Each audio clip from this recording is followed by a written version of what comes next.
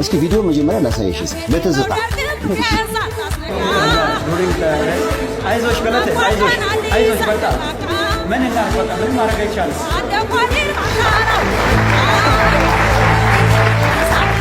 አንቺ አትታይምና እዚህ ስክሪኑ ላይ እያለቀሽ ነው ወይስ አዝነሽ ቁጭ ብለሻል?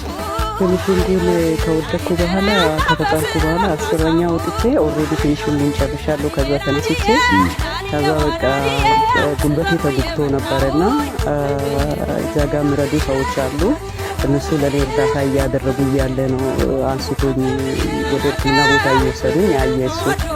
ከዛ ነው በቃ አንደኛ ወርቅ አተናል ለሀገር የሚያሸንፍ ውድድር ስለነበረ የመጀመሪያ በ500 ወርቅ የምናገኝበት ኢትዮጵያ አጋጣሚ ነበረች።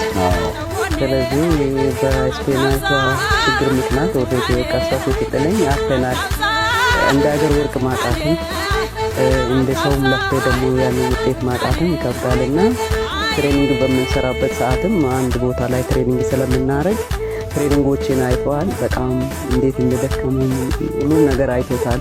ከዚህ የተነሳ ልቡ ተነካ። ከዚህ የተነሳ ኢንተርቪው አቋርጦ አይዞሽ ገለቴ በማለት ተገደደ ማለት ነው። ብዙዎች